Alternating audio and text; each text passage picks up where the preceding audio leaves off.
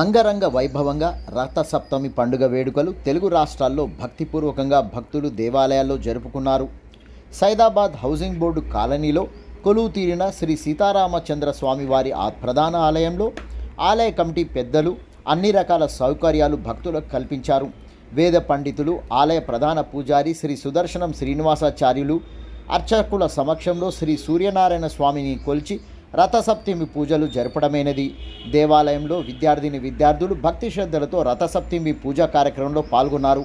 విద్యాబుద్ధులు, మానసిక వికాసం, ఆత్మవిశ్వాసం, విజయాలు కలుగుతాయని వేల సంవత్సరాల నుండి సూర్యనారాయణ స్వామిని భక్తితో పూర్వకంగా కొలుస్తారు.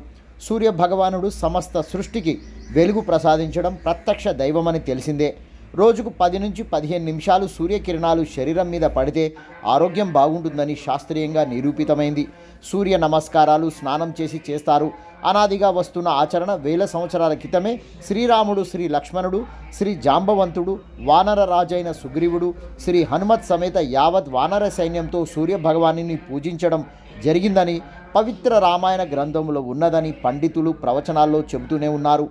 మానవులు ఆదిత్య హృదయం ప్రతిరోజు నియమంగా చేసుకొని చదువుకుంటే మానవ జీవితంలో ఆటంకాలు లేకుండా అన్ని కార్యక్రమాలు సవ్యంగా జరుగుతాయని భక్తుల విశ్వాసం.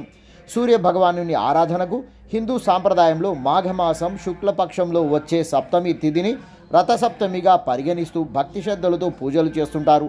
దక్షిణాయనం ముగిసిపోయి ఉత్తరాయణ పుణ్యకాలం రథసప్తమి రోజు నుంచి మొదలవుతుందని శాస్త్రాల ద్వారా తెలుస్తుంది. మేషరాశి నుండి మీనరాశి వరకు సూర్య భగవానుడు తన రథంపై 7 గుర్రాలు 7 వారాలకు ప్రతీక.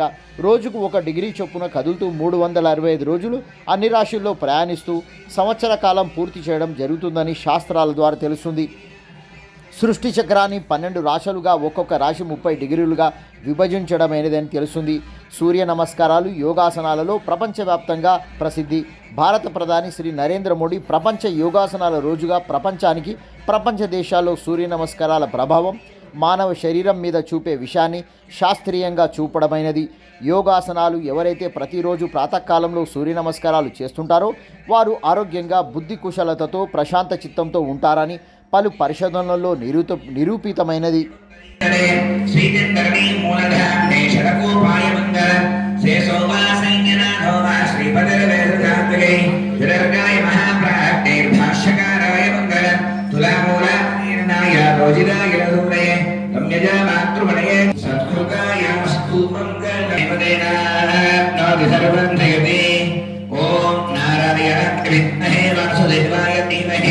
तन्नो लक्ष्मी प्रचोदयात्। ओम दाशरथाय विद्महे सीतावल्लभाय धीमहि तन्नो रामः प्रचोदयात्। देवदेवस्य अनन्तभोगोऽस्तु देव्याः अनन्तभोगो अनन्तस्तु सवितरुणाय सिरुहारे वन्दं नित्येने विद्ये उन्मत्तामलये मोहकं पुरुषेयाय यत्तन्मै तन्नं कुलത്തിൽ പിറந்தേ നീ കുത്തേഹേ വനങ്ങളെ